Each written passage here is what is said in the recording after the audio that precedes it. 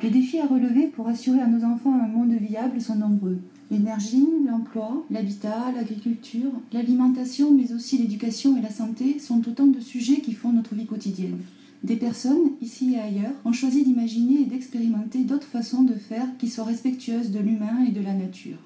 Le territoire en transition de Petite Camargue vous invite aujourd'hui à découvrir que d'autres mondes sont possibles. Chers auditeurs, bonsoir. Nous sommes ensemble ce soir avec Liliane et Laurence, ainsi que Hugo et Christian, comme d'habitude. Alors ce soir, nous allons parler de l'alimentation et de la santé. Alors pour moi, l'alimentation, c'est super important parce que c'est quand même 3 fois par jour que nous devons manger. Et puis la santé, c'est pareil, j'ai envie de rester en bonne santé, de jamais tomber malade. Alors pour en savoir un peu plus, j'ai contacté Céline Landry, qui est diététicienne nutritionniste sur le Kellar et les environs, et j'ai été lui poser quelques questions. Je suis avec une diététicienne nutritionniste, mademoiselle Céline Landry. Alors voilà, je vais vous poser la première question, ce serait de savoir qui vous êtes dans la vie, ce que vous faites, et vous présenter en quelques mots. Je suis diététicienne en libéral et j'effectue mes consultations au domicile de mes patients, donc autour de Vauvert, environ à 15 km autour de Vauvert. J'ai choisi de travailler à domicile parce que je trouve que c'est un privilège pour mes patients, c'est-à-dire qu'ils sont beaucoup plus à l'aise, étant donné qu'ils sont chez eux. Et je trouve que c'est un contact beaucoup plus privilégié que quand on va en cabinet. Et puis d'autant plus qu'il y a des personnes qui ne peuvent pas se permettre de se déplacer ou qui n'ont pas le temps. Donc je trouve que par rapport à aujourd'hui, c'est un système qui fonctionne plutôt bien. Donc je m'occupe de tous les patients, enfin pour toute pathologie en fait, que ce soit pour du cholestérol, pour perdre du poids, pour suivre une grossesse, et aussi pour des personnes qui veulent tout simplement rééquilibrer leur alimentation. Je vais vous poser une question sur l'alimentation et la santé. C'est-à-dire que pour moi, l'alimentation, c'est manger. Et la santé, c'est les maladies comme la grippe, les rhumes. Mais quel est vraiment le rapport entre les deux? C'est-à-dire qu'une grippe, je l'attrape parce que quelqu'un a toussé et que j'ai attrapé le virus. Pareil pour le rhume parce que j'ai pris froid. Et quel est le rapport en fait entre l'alimentation et la santé? Je pense qu'en fait, le fait de manger équilibré au quotidien, on apporte à son organisme en fait tout ce qu'il a besoin pour fonctionner correctement. Donc obligatoirement, on sera plus à même d'éviter de tomber malade facilement. Par exemple, quelque chose que je fais tous les matins depuis des années, tous les hivers, c'est que je prends à jeun un jus de citron pressé. Donc moi, je le prends nature, mais on peut très bien l'associer avec un petit peu d'eau ou de l'eau chaude, hein, même pour certaines personnes. Et j'ai remarqué que depuis que je fais ça, j'ai jamais attrapé de grippe ou de gastro. Par exemple, cette année, le pic de grippe qu'il y a eu, malgré le travail que je fais où je vais chez des personnes où il y a les enfants malades ou même le patient qui a été malade, eh bien, j'attrape pas. Donc je pense vraiment que l'alimentation permet de se prémunir sur notamment les maladies de tous les jours, les petits rhumes, les grippes, les gastro, tout ce qui est virus. Et le fait de manger équilibré vraiment dans son quotidien, ça permet de renforcer en fait son immunité. À partir de là, donc j'étais très content de savoir cette partie théorie, mais je me suis posé les questions vraiment quoi manger. Donc c'était très important de savoir ce que moi je mettais dans mon assiette, si c'était bien ou pas bien. Donc j'ai continué à lui poser d'autres questions. J'aimerais savoir vos 3 meilleurs conseils alimentation. Premièrement, ce serait d'abord le citron pressé le matin. Ensuite, ce serait de manger vraiment des légumes et des fruits au quotidien. Ça, c'est vraiment important pour l'apport de fibres, donc ça permet évidemment d'éviter tout ce qui est cancer du côlon, etc., d'avoir un bon transit. Et surtout pour apporter des vitamines, évidemment pour le côté immunitaire, pour le côté santé, pour se sentir en forme. D'ailleurs, j'ai beaucoup de mes patients qui commencent leur programme nutritionnel et qui me disent au bout d'un certain temps qu'ils se sentent beaucoup plus en forme, moins fatigués qu'avant.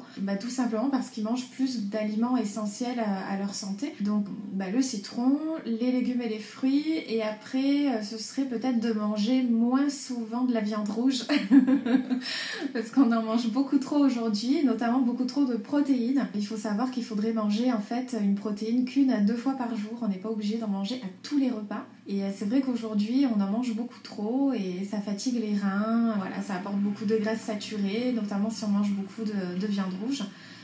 Donc voilà, ce seraient les 3 conseils que je donnerais là, comme ça.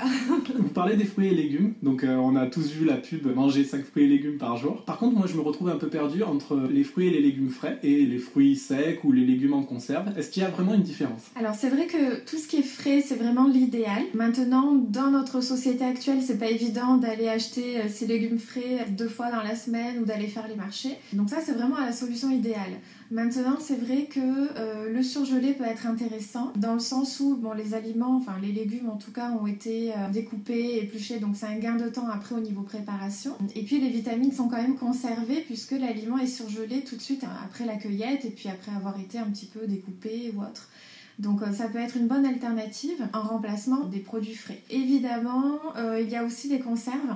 Donc les conserves, c'est vrai qu'il y a une perte vitaminique au moment de l'apertisation. Donc c'est quand même intéressant le dépannage, mais à mon avis, il vaut mieux rester plutôt sur du frais ou à la limite du surgelé. Donc tout ça c'est très bien, mais quand je regarde autour de moi dans la société, je vois énormément de problèmes de malbouffe. Souvent il y a des déséquilibres, c'est-à-dire qu'on mange soit tout le temps la même chose, ou soit pas assez équilibré. Il y a aussi un petit problème d'américanisation, c'est-à-dire qu'on voit de plus en plus de fast-food, des hamburgers, de la nourriture qu'on intègre vite mais qui n'a pas forcément beaucoup de vitamines. Il y a aussi les plats tout prêts. Il y a d'énormes problèmes à cause de ça, donc l'excès de sel, de sucre, de graisse et de farine blanche qui sont très nocifs pour la santé. À partir de là, moi je voulais en savoir plus, donc pareil, j'avais une professionnelle sous la main, j'en ai profité pour lui poser d'autres questions. Quand je regarde les Américains, j'ai l'impression qu'il y a vraiment un problème, c'est-à-dire que quand on regarde les stats sur la population américaine, c'est 30% d'obèses et 30% qui sont en surpoids. C'est-à-dire que sur 3 Américains, il y en a un qui est obèse, un qui est en surpoids et l'autre qui va bien. Donc déjà, il y a ce problème, si vous pouviez me l'expliquer à quoi il est dû. Et ensuite, deuxième question en parallèle, c'est que souvent, en France, on a tendance à faire ce que les Américains font à 5 ans ou 10 ans près. Est-ce que vous pensez que ça va arriver en France? À mon avis, oui. C'est vrai que malheureusement, on a un décalage à peu près en effet de 10 ans. Et je pense qu'on y va droit dans le mur en fait, comme eux. Et le problème, je pense, c'est beaucoup l'industrialisation. On perd beaucoup tout ce qui est producteurs locaux. C'est vraiment plus dans l'industrie, le chiffre d'affaires. Voilà, il me semble qu'on se perd en fait là-dedans. Et on n'est plus trop dans la santé au niveau individuel. C'est tout pour l'argent en fait, j'ai l'impression. Et après le mode de vie, pareil, c'est un petit peu dans le même sens, on veut toujours plus, on perd beaucoup de temps à faire des choses inutiles et finalement on passe moins de temps à cuisiner, à aller faire ses courses, à partager des repas et je pense que c'est le problème, c'est qu'on va y venir, comme les Américains, on voit au niveau de leur alimentation, rien que dans les séries ou dans les films, souvent ils achètent à manger dans des restaurants ou ils achètent à emporter, rarement on voit des Américains cuisiner vraiment au quotidien tous leurs repas. Donc c'est vrai qu'en France on a une gastronomie qui est quand même plus importante, il me semble, dans notre culture. Donc on cuisine encore beaucoup, mais j'ai l'impression que plus ça va et plus on va vers des aliments tout prêts, où on achète des repas tout prêts. Et je pense qu'en effet, si on s'y prend pas dès aujourd'hui, on risque d'aller dans le même sens que les Américains, ouais. Vous avez des proches, donc vos parents par exemple, ou votre mari. Comment vous arrivez à le convaincre de la bonne alimentation, lui montrer le chemin à suivre? Vous avez une technique pour ça? Rien que pour l'histoire du citron du matin, je l'ai fait pendant 1 ou 2 ans au quotidien. Et mon mari, en effet, a vu les résultats, en fait. Il a vu que j'étais jamais malade, alors que lui, il a attrapé des petits rhumes, des petites grippes ou même des gastro. Et le fait de voir que moi, j'attrapais rien, finalement, il s'est dit, bon, moi aussi, je vais m'y mettre. Et du coup, il le fait aussi tous les matins aujourd'hui. Et c'est vrai que pourtant, de par son métier où il travaille avec des enfants, donc il peut tout attraper, parce que tous les enfants sont souvent malades. Et il se trouve qu'il attrape rien, lui aussi. Donc il est convaincu du coup de l'efficacité du citron du matin. Après pour le reste c'est dans le quotidien, voilà, comme c'est moi qui prépare les repas à la maison, c'est vrai que il mange ce que je fais et c'est vrai qu'au niveau santé on se sent plus en forme. Pareil la famille, moi je sais que mes parents ont toujours toujours cuisiné, enfin ma mère a toujours cuisiné sainement, on n'a jamais mangé de plats tout préparés. Donc après c'est un mode de vie, je pense qu'il faut en effet faire passer à nos enfants dès le plus jeune âge. Si nos enfants nous voient manger des plats préparés, des pizzas, des McDo ou autres, obligatoirement, je pense que c'est une alimentation qui est normale, donc on va la reproduire. Alors que si nos parents font des repas maison, font des marchés, cuisinent des petits plats, au lieu d'acheter des gâteaux tout prêts, ils font des gâteaux maison, on va se dire que ça c'est une alimentation normale et on la reproduira après une fois à l'âge adulte. Donc je pense que c'est vraiment aux parents à faire des efforts et à avoir une alimentation saine pour leurs enfants, pour leur montrer l'exemple. Alors ça, c'est les vrais problèmes qu'on voit qui sont visibles, mais il y a d'autres problèmes invisibles et qu'on ne peut pas détecter au goût. Ce sont les pesticides. Donc les pesticides, ce sont les engrais qu'on met pour aider les plantes à se développer, pour qu'elles n'aient pas de maladies ou éviter les insectes nuisibles. Mais ça se retrouve dans notre alimentation. J'ai voulu en savoir plus avec Céline. Pour les parents justement qui ont envie de faire plaisir à leurs enfants, vous avez quelques sites ou quelques pistes? Comment rechercher vraiment ce qui est sain, qui croit, ou peut-être venir vous voir carrément? En effet, c'est toujours intéressant de prendre rendez-vous avec une diététicienne, même si on n'a pas de problème de poids ou de santé particulier. Et donc les pesticides, donc j'y reviens. Question à Céline Landry. Pour ou contre le bio? Parce que souvent les gens sont un peu détracteurs, disent oui, mais de toute manière le bio c'est un petit peu trafiqué, c'est-à-dire que c'est pas tout à fait bio, il peut y avoir des contaminations de culture, et puis c'est un effet de mode, en plus c'est cher. Qu'est-ce que vous auriez à dire contre ça? Ou pour ça? Je pense que c'est toujours mieux en effet d'acheter bio, mais il y a toujours moins de pesticides que dans les aliments traditionnels, enfin de culture traditionnelle on va dire. Après c'est vrai qu'en effet, je suis pas une spécialiste là-dedans, mais il peut en effet, je pense, y avoir des contaminations. C'est vrai qu'il n'y a pas de barrière au niveau de l'air, juste à la limite du champ qui est bio. Mais ça peut toujours être plus intéressant, de toute façon pour la santé, d'acheter du bio plutôt que de l'alimentation issue de l'agriculture traditionnelle. Mais je pense que c'est toujours mieux, en effet, il y a moins de pesticides sur l'aliment en lui-même. Donc pour la santé, c'est vrai que c'est préférable. Donc comme moi, chers auditeurs, vous vous posez peut-être la question, il y a un ensemble incroyable d'informations qu'on peut trouver sur Internet.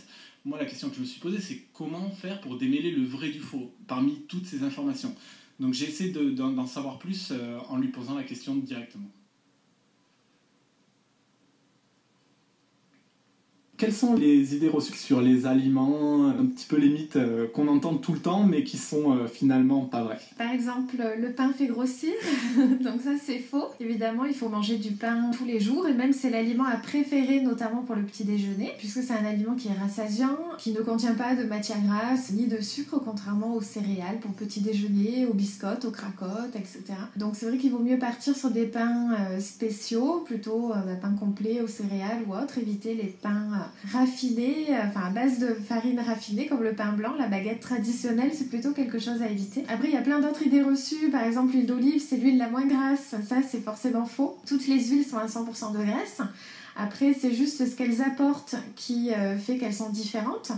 C'est-à-dire que l'huile d'olive va apporter un certain acide gras essentiel que l'huile de noix n'apportera pas, etc. Donc ce qu'il faut, c'est évidemment varier son alimentation et faire attention aux idées reçues, parce qu'il y a plein d'idées reçues comme ça qui sont finalement fausses. Pour les parents justement qui ont envie de faire plaisir à leurs enfants, vous avez quelques sites ou quelques pistes? Comment rechercher vraiment ce qui est sain, qui croit, ou peut-être venir vous voir carrément? En effet, c'est toujours intéressant de prendre rendez-vous avec une diététicienne, même si on n'a pas de problème de poids ou de santé particulier, ne serait-ce que pour apprendre justement à équilibrer les repas au niveau de la structure. Après, ça peut être juste sur un rendez-vous, on n'est pas obligé de s'engager sur un suivi à long terme, mais c'est vrai que juste un rendez-vous permet de faire un petit bilan et de savoir ce qu'on fait de bien et de moins bien, et de pouvoir justement changer ses habitudes pour une bonne santé future. En fait, c'est vraiment ça qui est important. Donc en effet, prendre rendez-vous, ça peut être important. Après, sinon, il y a pas mal d'infos quand même sur Internet, mais bon, il faut savoir trier. Et c'est vrai qu'il y a beaucoup d'idées reçues aujourd'hui, donc on ne sait pas trop finalement ce qui est bien ou moins bien, mais d'aller plutôt sur des sites officiels, genre Manger Bouger, les sites du PNNS, voilà, c'est des sites qui vous aideront déjà à équilibrer un petit peu au niveau de la structure des repas. Mais pour quelque chose de plus personnalisé par rapport à votre mode de vie, c'est plus en effet prendre rendez-vous avec une diététicienne pour savoir un petit peu ce qu'il faut changer ou garder dans ses habitudes. Voilà, donc je remercie Céline Landry pour son temps. Pour rappel, elle travaille au Kellar et dans les environs. Vous trouverez ses coordonnées facilement sur Internet.